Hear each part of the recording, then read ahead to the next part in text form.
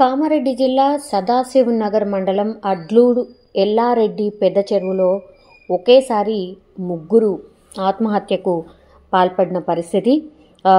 Bhiknoor SI Sai Kumar, Bibipet police స్టేషన్కి చెందిన మహిళా కానిస్టేబుల్ శృతి అండ్ ఒక కంప్యూటర్ ఆపరేటర్ నిఖిల్, వీళ్ళందరూ కూడా ఎల్లారెడ్డి పెద్ద చెరువులో దూకి ఆత్మహత్య చేసుకున్నారు. ఆల్మోస్ట్ ముగ్గురు బాడీస్ కూడా ఒకే దగ్గర అంటే లభ్యమైన పరిస్థితి కనిపిస్తోంది. అయితే అసలు ఏం జరిగింది ఏంటి, వీరి ముగ్గురు మధ్య అసలు ఏం సంభాషణ జరిగింది అండ్ వీళ్ళు ముగ్గురు కూడా ఎలా పరిచయం ఏంటి అనేది కూడా పోలీసులు ఇప్పుడు కనుక్కునే ప్రయత్నం అయితే చేస్తున్న పరిస్థితి కనిపిస్తోంది. అయితే ఈ పెద్ద చెరువు వద్ద కారు ఆగి ఉండడాన్ని స్థానికులైతే గమనించిన పరిస్థితి. బట్ ఈ ఎవరైతే మహిళా కానిస్టేబుల్ శృతి ఉన్నారో, ఆ తర్వాత ఎస్ఐ సాయి కుమార్ ఉన్నారో, వాళ్ళిద్దరు ఫ్యామిలీస్ కూడా వాళ్ళ ఇద్దరికి సంబంధించిన ఫ్యామిలీ మెంబర్స్ కూడా నిన్న 11 గంటలకు వీళ్ళ ఇద్దరు ఫోన్స్ స్విచ్ ఆఫ్ ఉన్నాయి. సో ఎందుకు ఏంటి అని వాళ్ళ కొలీగ్స్కి కాల్ చేశారు. కాల్ చేసినప్పుడు అప్పుడు పోలీసులు కూడా రంగంలోకి దిగి వెతకడం స్టార్ట్ చేశారు. వాళ్ళ ఫోన్స్ ఎక్కడైతే స్విచ్ ఆఫ్ అయి ఉన్నాయో ఆ ప్లేస్ని ట్రేస్ చేసినప్పుడు ఈ పెద్ద చెరువు వద్ద కంప్లీట్గా వాళ్ళ ఫోన్స్ అయితే ట్రేస్ అయ్యాయి. అగైన్ అక్కడ స్థానికులు కూడా సేమ్ కంప్లైంట్ని పోలీసులకు కూడా చెప్పిన పరిస్థితి. ఇక్కడ ఒక కారు ఉంది, పూర్తిగా వాళ్ళ పర్స్ కావచ్చు, చెప్పులు కావచ్చు ఇక్కడే ఈ కార్ దగ్గరే ఉన్నాయి. మరి చెరువుకు దగ్గరలో ఇవి కనిపిస్తున్నాయి అనే ఇన్ఫర్మేషన్ స్థానికులు కూడా పోలీసులకు ఇవ్వడం, వెంటనే అక్కడికి వచ్చి డెఫినెట్లీ ఈ వస్తువులు ఎవరి అయితే ఉన్నాయో ఇవన్నీ కూడా అంటే మేబీ ఇందులోనే ఏమైనా దూకారా వీళ్ళందరూ అనేది కూడా అనుమానం వచ్చి ఆ పోలీసులు సర్చ్ చేయడం స్టార్ట్ చేశారు. గజ ఈతగాళ్ళని కూడా రంగంలోకి దించారు. అట్లనే ఫైర్ సిబ్బందిని కూడా పిలిపించారు.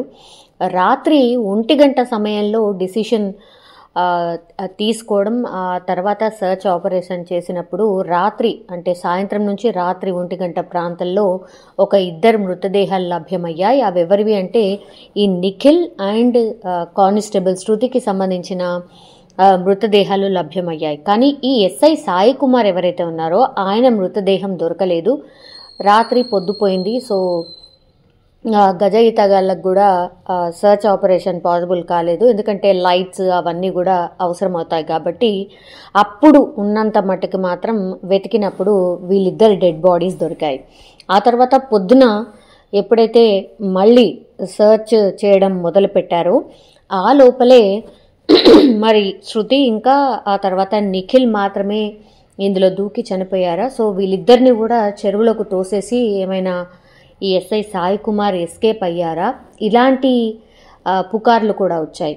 ఎందుకంటే సాయి కుమార్ డెడ్ బాడీ మాత్రం అప్పటి వరకు అంటే మార్నింగ్ 8:30 ప్రాంతం వరకు కూడా దొరకలేదు. పొద్దున అగైన్ 5 గంటల నుంచి పోలీసులు సర్చ్ అంటే గజ ఈతగాళ్ళు సర్చ్ ఆపరేషన్ స్టార్ట్ చేసినప్పుడు ఇలాంటి అనుమానాలే ఉన్నాయి. ఇద్దరు నిఖిల్ అండ్ శృతిని హత్య చేసి అంటే చెరువులోకి తోసేసి ఆ తర్వాత ఎస్ఐ సాయి కుమార్ ఎస్కేప్ అయ్యారా అనేది కూడా కొంత అనుమానం, కొంత ఈ వార్తలు కూడా స్ప్రెడ్ అయ్యాయి. కానీ పొద్దున 8:30 ప్రాంతంలో SI Sai Kumar cell phone కూడా అక్కడే దొరికింది. సో మొత్తం ముగ్గురు ఒకేసారి ఒకే ప్లేస్లో అంటే వాళ్ళ డెడ్ బాడీస్ లభ్యం అవ్వడంతో ఇప్పుడు చాలా అనుమానాలు అయితే వ్యక్తమవుతున్నాయి. అసలు ఈ ఎస్ఐ స్వస్థలం మెదక్ జిల్లా కోల్చారం అండ్ గాంధారికి చెందినటువంటి శృతి అయితే వీళ్ళిద్దరు కూడా 10 ఏళ్లుగా కానిస్టేబుల్ విధులు నిర్వహిస్తూ వస్తున్నారు. ఈ శృతి ఎవరైతే ఉన్నారో కానిస్టేబుల్ శృతి, ఆమెకు వివాహం జరిగి ఆమె ప్రస్తుతం విడాకులు తీసుకున్నారు. అండ్ బీబీపేట పోలీస్ స్టేషన్లో శృతి కానిస్టేబుల్గా చేస్తోంది. అందులోనే కంప్యూటర్ ఆపరేటర్గా నిఖిల్ కూడా ఉద్యోగం చేస్తున్నారు. అక్కడే ఎస్ఐ సాయి కుమార్ కూడా అక్కడే పనిచేసేవాడు. సో వీళ్ళు ముగ్గురు కూడా ఒకే దగ్గర పనిచేసినటువంటి వ్యక్తులు. ఇప్పుడు ఈ ముగ్గురి మధ్యలో ఎట్లాంటి సంబంధం ఉంది, మరి ఇంత అంటే ఆత్మహత్య చేసుకోవడానికి గల కారణం ఏంటి అనేది కూడా పోలీసులు అయితే ఇన్వెస్టిగేషన్ చేస్తున్నారు. కానీ సాయి కుమార్ 2 ఏళ్ల క్రితం అయితే బీబీపేట ఎస్ఐగా పనిచేసిన సమయంలోనే శృతి అక్కడే పనిచేసేవారు. సో ఆమెకు అప్పటికే వివాహమై భర్తతో విడాకులు కూడా తీసుకుంది. కాబట్టి సాయి కుమార్ అండ్ శృతి మధ్య కొంత పరిచయం ఉండడం, ఆ తర్వాత అది మేబీ వివాహేతర సంబంధానికి దారి తీసిందన్న ఆరోపణలు కూడా ప్రస్తుతం అయితే వినిపిస్తున్న పరిస్థితి అయితే కనిపిస్తోంది. సో వీరి మధ్య బీబీపేట సింగిల్ విండో సొసైటీలో ప్రస్తుతం ఆపరేటర్గా పనిచేస్తున్నటువంటి నిఖిల్, వీళ్ళిద్దరి వ్యవహారం కూడా ఈ నిఖిల్ అనే వ్యక్తికి మాత్రమే తెలుసు. కాబట్టి ఏదైనా మరి శృతి ఎస్ఐని పెళ్లి చేసుకోమని ఒత్తిడి తెచ్చిందా, లేకపోతే ఇంకేమైనా జరిగిందా అనే కోణంలో కూడా విచారణ చేస్తూ ఉన్నారు. అయితే ప్రస్తుతం అయితే సాయి కుమార్ బీబీపేటలో పనిచేయట్లేదు. ఎస్ఐ సాయి కుమార్ ఆయన బిక్నూరుకి మూవ్ అయిపోయాడు, బదిలీ అయింది. సో కొంత శృతితో దూరం పెరిగింది. 1 సంవత్సరంన్నర నుంచి సాయి కుమార్ బిక్నూరుకి బదిలీ అయిపోయాడు. కాబట్టి కొంత దూరం పెరిగింది. అయితే శృతి మాత్రం అప్పటి నుంచి కూడా ఎస్ఐని తనను పెళ్లి చేసుకోవాల్సిందిగా ఒత్తిడి తెస్తున్నట్టుగా కూడా కొంత అనుమానాలు అయితే వ్యక్తమవుతూ ఉన్నాయి.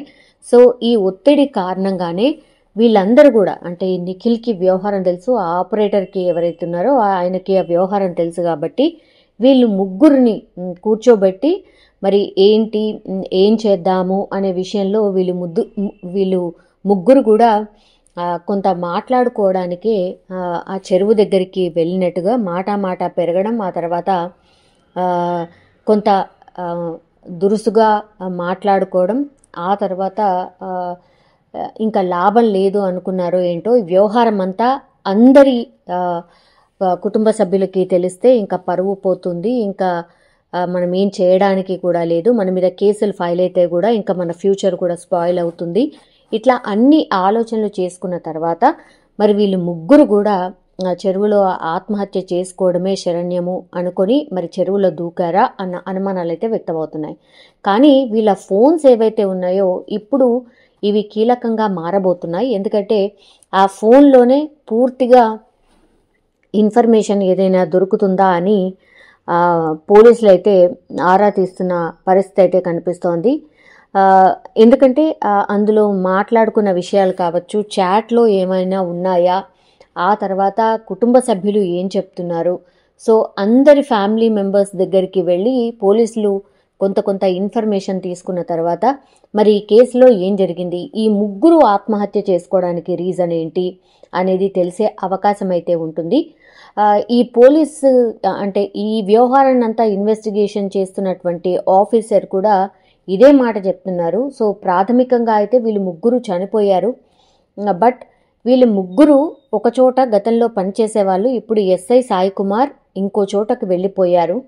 అయితే వీళ్ళు ముగ్గురు ఎందుకని ఒకేసారి చనిపోయారు, ఒకే చెరువులో ఎందుకు దూకి చనిపోయారు, ఆత్మహత్య చేసుకోవడానికి కారణం ఏంటి అనే కోణంలో మేము ఈ కుటుంబ సభ్యులందరినీ కనుక్కున్న తర్వాత కానీ ఈ కేసు తేలే అవకాశం లేదు అంటూ కూడా చెప్పుకొచ్చిన పరిస్థితి అయితే కనిపిస్తోంది. కానీ ఇది ఇప్పుడు పెద్ద ఎత్తున చర్చనీయాంశంగా మారిపోయింది పోలీస్ డిపార్ట్మెంట్ మొత్తంగా కూడా అండ్ జిల్లా వ్యాప్తంగా కూడా.